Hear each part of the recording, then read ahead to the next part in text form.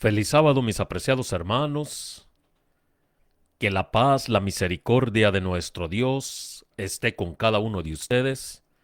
Los saluda nuevamente su hermano en Cristo, Marvin Avilés, esperando que cada uno de ustedes se encuentre bien por la gracia y la misericordia de nuestro Dios.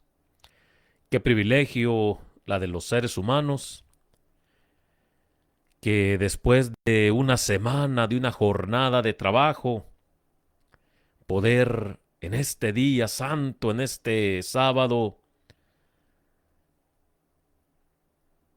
tener un encuentro personal con nuestro Dios. Así es que, mis hermanos, eh, les deseo un feliz sábado, les deseo que cada uno de ustedes pueda tener un encuentro personal con Dios en este sábado. El título del tema: Cuando el mundo ordena callar y Dios ordena hablar. Y mis hermanos, mis amigos, al abrir la palabra de Dios, esta noche nos encontramos frente a una escena que no pertenece solo al pasado, sino que anuncia nuestro futuro. Una escena donde el poder humano intenta silenciar la voz divina, donde la autoridad terrenal se levanta contra el cielo, donde los hombres, temerosos de perder control, buscan apagar la luz que expone sus tinieblas. En el libro de los Hechos, capítulo 5, vemos a los apóstoles de Cristo siendo llevados ante el concilio, acusados, amenazados y finalmente azotados. ¿Cuál fue su crimen? ¿Qué mal habían cometido? ¿Qué ley habían quebrantado? El Sanedrín lo declara con sus propias palabras: os mandamos estrictamente que no enseñéis en ese nombre. Hechos capítulo 5, versículo 28. En el nombre que sana, ese nombre que libera, el nombre que transforma, el nombre que resucita, el nombre que incomoda a los poderes de las tinieblas, Jesucristo. Los líderes religiosos, mis hermanos, mis amigos, no temían a los apóstoles, temían al mensaje, temían al poder del Espíritu Santo, temían que la verdad derribara sus estructuras humanas. Por eso los azotaron, por eso los prohibieron, por eso intentaron callarlos. Pero lo que ocurrió en Jerusalén no es solo historia, mis hermanos, mis amigos, es profecía, es un modelo, es un anuncio, porque el conflicto que enfrentaron los apóstoles es el mismo conflicto que enfrentará el pueblo de Dios en el tiempo del fin. Y así como ellos fueron intimidados para no predicar en el nombre de Jesús, así también el remanente será presionado para no proclamar la verdad final. Así como ellos fueron azotados por obedecer a Dios antes que a los hombres, así también el pueblo fiel será perseguido por mantenerse firme en los mandamientos de Dios y la fe de Jesús.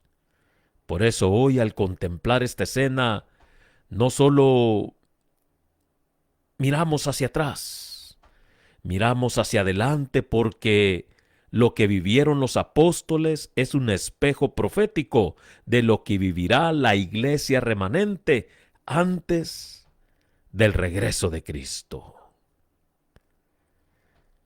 Y la pregunta surge: ¿qué haremos nosotros cuando el mundo nos mande callar? Mis hermanos, mis amigos, los invito a que inclinemos nuestro rostro, tengamos una palabra de oración, para que sea el Espíritu Santo el que nos dirija en este estudio. Vamos a orar. Padre nuestro que estás en el cielo, te damos gracias por tu amor y tu misericordia. Gracias, Señor, porque hasta aquí tú nos has ayudado. Gracias, Padre, porque nos has permitido reposar en tu día santo. Gracias, Señor, porque durante toda la semana disfrutamos de tus cuidados, disfrutamos de tu protección. Por eso, mi Dios, queremos pedir de tu presencia en este sábado para que seas tú a través de tu Santo Espíritu que nos dirija, que nos ayude a seguir adelante y preparándonos para ese encuentro glorioso con nuestro Señor Jesucristo. Bendice a tu pueblo alrededor del mundo, bendice tu palabra en esta hora y, mi Dios, lo que salga de mi boca, que sean palabras de sabiduría de lo alto, que seas tú dirigiendo mi boca. Todo esto te lo pido y te lo ruego en el nombre de Jesús. Amén.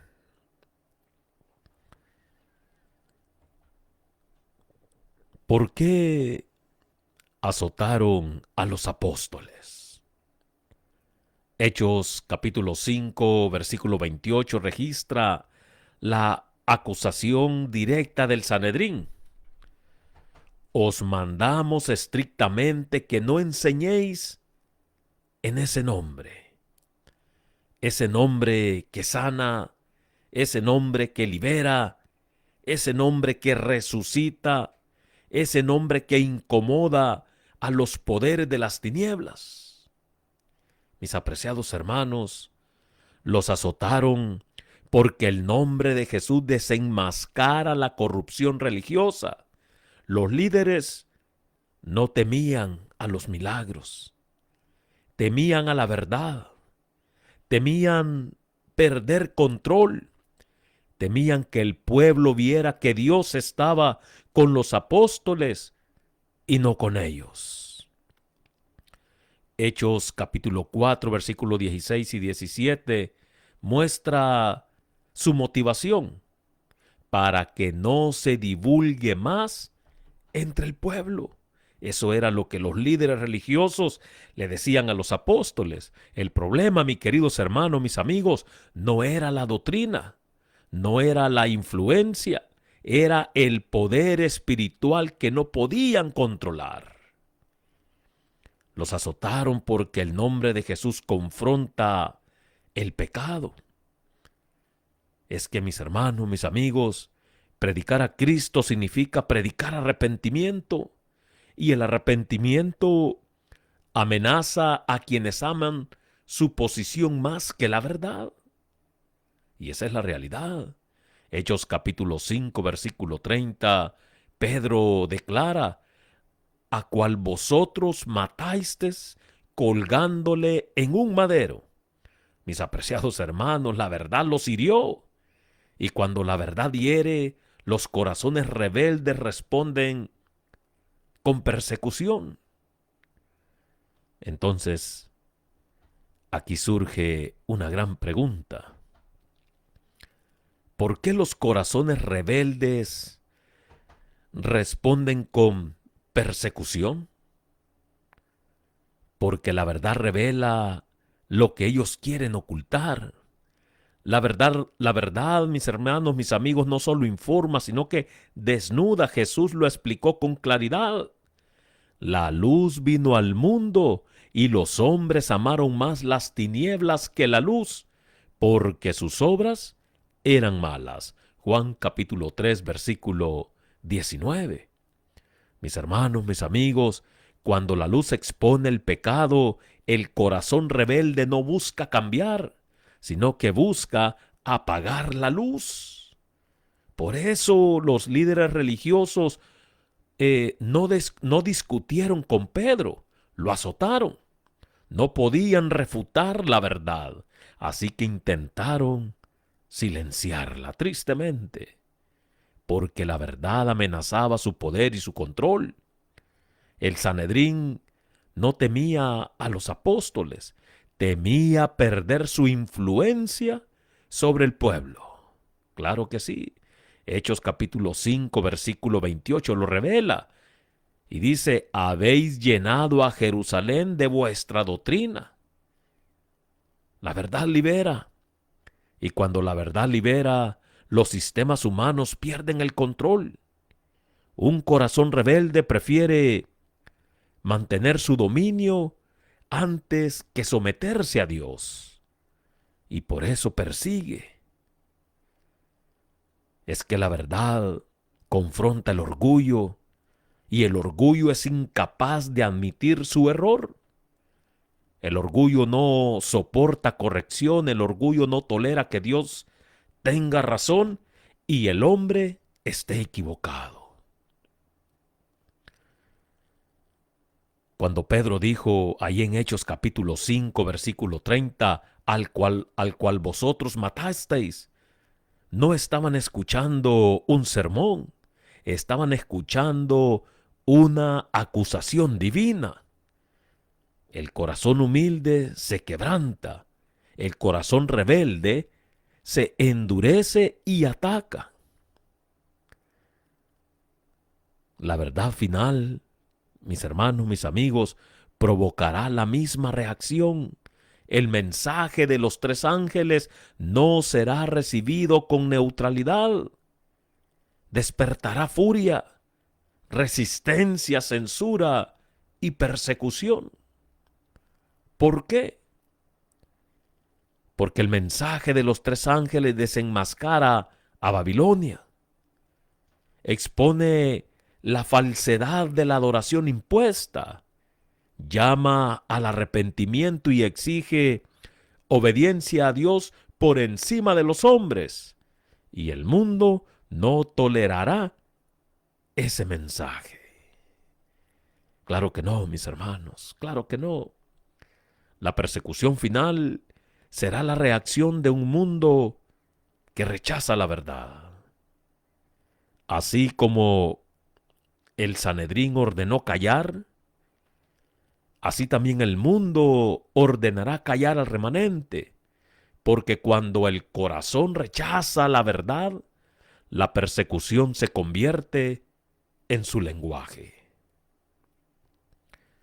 Porque el nombre de Jesús establece una autoridad superior. Pedro responde con una frase que retumba hasta el día de hoy. Hechos capítulo 5, versículo 29. Es necesario obedecer a Dios antes que a los hombres. Esa declaración es dinamita espiritual. Es la línea divisoria entre la obediencia verdadera y la religión muerta, entre el remanente y Babilonia, entre la fidelidad y la apostasía. ¿Por qué los azotaron? Hechos capítulo 5, versículo 40 dice, azotándolos, los intimaron que no hablasen en el nombre de Jesús. Los azotaron porque no podían refutar el mensaje. Los azotaron porque no podían negar los milagros. Los azotaron porque no podían detener el poder del Espíritu Santo. Claro que no. Los azotaron, mis hermanos, mis amigos, porque el nombre de Jesús era una amenaza para su sistema religioso. Cuando la verdad no puede ser refutada, se intenta silenciar. Cuando la luz no puede ser apagada, se intenta golpear. Cuando Cristo no puede ser detenido, se persigue a sus mensajeros. Tristemente y a través de la historia, mis hermanos, nosotros podemos corroborar eso. Que cuando Cristo no puede ser detenido, el mensaje no puede ser silenciado, se termina persiguiendo a los mensajeros y hasta muchos han pasado al descanso por predicar la verdad. Hechos capítulo 5, versículo 41 dice, salieron gozosos de la presencia del concilio por haber sido tenidos por dignos de padecer afrenta por causa del nombre. Oh, mis apreciados hermanos, estos hombres salieron gozosos, no resentidos, no temerosos, no avergonzados. Dice la palabra del Señor que salieron de ahí del concilio donde los líderes religiosos los tenían y los interrogaron y los azotaron. Dice que salieron gozosos. Y mis hermanos, mis amigos, ese es el espíritu que el remanente debemos de tener en el tiempo del fin. Ese es el espíritu de Apocalipsis 12:11. No amaron sus vidas hasta la muerte. Ahora, mis hermanos, ¿por qué ese debe ser el espíritu del remanente? ¿Por qué? Porque el remanente refleja el carácter de Cristo. Cristo fue rechazado, incomprendido, perseguido y finalmente crucificado por decir la verdad. Y el remanente no puede esperar un trato diferente. Jesús lo declaró en su palabra: si a mí me han perseguido, también a vosotros os perseguirán. Juan capítulo 15, versículo 20. El espíritu del remanente es el espíritu de Cristo, humilde, firme, obediente, dispuesto a sufrir antes que negar la verdad. Mis apreciados hermanos, recordemos que el conflicto final no es político ni cultural, es de autoridad. Los apóstoles dijeron: es necesario obedecer a Dios antes que a los hombres. Hechos capítulo 5, versículo 29. Ese, mis hermanos, es el ADN del remanente. Ese es el sello de Apocalipsis 14:12, los que guardan los mandamientos de Dios y la fe de Jesús. Cuando el mundo ordene callar, el remanente hablará. Cuando el mundo ordene obedecer, el remanente permanecerá fiel. El mensaje de los tres ángeles, mis hermanos, mis amigos, no es opcional. Es un mensaje urgente, es un mensaje final. Es la última misericordia antes del cierre de la gracia. Por eso el remanente no puede callar, no puede negociar con la verdad, no puede suavizar el mensaje para evitar rechazo. Claro que no. Apocalipsis 14:6 dice que el evangelio eterno debe proclamarse a toda nación, tribu, lengua y pueblo. Ese mandato, mis hermanos, es más alto que cualquier decreto humano. Lo que ocurrió en Jerusalén es un modelo profético de lo que ocurrirá antes de la venida de Cristo. El conflicto final, mis hermanos, será sobre autoridad. No será sobre política, no será sobre ciencia, no será sobre cultura, será sobre obediencia. Apocalipsis 14:12 describe al remanente como los que guardan los mandamientos de Dios y la fe de Jesús. El mundo exigirá obediencia humana. Dios exigirá obediencia divina. Y habrá que decidir, mis hermanos, habrá que decidir.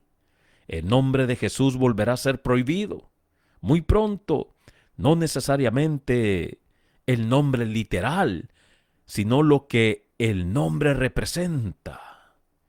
Claro que sí, hermanos. ¿Y qué representa el nombre de Cristo? Representa autoridad, representa su ley, representa su señorío, su exclusividad como Salvador, representa su verdad absoluta. El mensaje de los tres ángeles será considerado peligroso, extremista, divisivo y antisistema. Y así como el Sanedrín prohibió predicar, así también el mundo prohibirá el mensaje final. Amós capítulo 8, versículos 11 y 12, dice que habrá hambre, pero no de pan, sino de oír la palabra del Señor. Mis apreciados hermanos, es que habrá censura espiritual, habrá presión social, habrá leyes que intentarán callar la verdad. Y el remanente deberá responder como los apóstoles, con valentía, con gozo, con fidelidad inquebrantable. Ahí en Mateo capítulo 10, versículos 18 al 20, se promete que seréis llevados ante gobernadores, pero no sois vosotros los que habléis, sino el Espíritu de vuestro Padre. ¿Se dan cuenta, mis hermanos? Y por eso, mis hermanos, debemos de todos los días estudiar las Sagradas Escrituras. Todos los días debemos de comunicarnos con nuestro Padre Celestial. Todos los días debemos decirle al Señor, Señor, pon tu Espíritu en mí, para que cuando llegue ese momento, mis hermanos, estemos listos.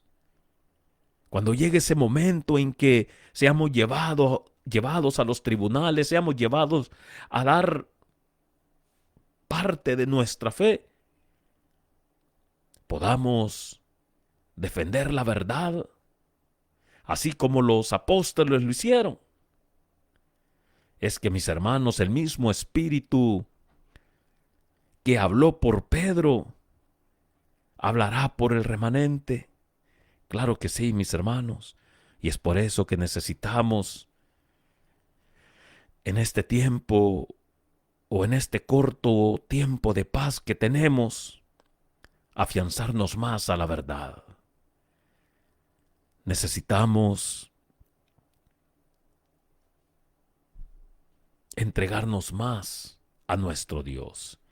Y es por eso, mis hermanos, que al contemplar la historia de los apóstoles, vemos más que un relato antiguo, vemos un espejo, vemos un anuncio, vemos una advertencia divina para la generación que vivirá el cierre de la historia humana. Los apóstoles fueron azotados, no por hacer el mal, sino por hacer el bien. Fueron perseguidos, no por quebrantar la ley, sino por obedecer a Dios. Fueron silenciados, no porque su mensaje fuera falso, sino porque era demasiado verdadero para un sistema que amaba más la oscuridad que la luz. Y aún así, mis hermanos, salieron gozosos de sufrir por Cristo, gozosos de ser contados dignos, gozosos de obedecer al cielo por encima de la tierra. Ese es el espíritu que Dios está formando hoy en su remanente. Un espíritu que no negocia, un espíritu que no retrocede, un espíritu que no se vende, un espíritu que no se calla. Porque, mis hermanos, llegará el día, y está más cerca de lo que pensamos, en que el mundo volverá a ordenar callar, volverá a prohibir, volverá a intimidar, volverá a levantar su voz contra la voz del cielo. Pero en ese día también Dios hablará. Y su mandato, mis hermanos, será el mismo que resonó en Jerusalén. Es necesario obedecer a Dios antes que a los hombres. Ese será el sello del remanente, ese será la marca de los fieles, esa será la evidencia de que el Espíritu Santo gobierna sus vidas. Y cuando el mundo ordene callar, mis hermanos, el remanente hablará.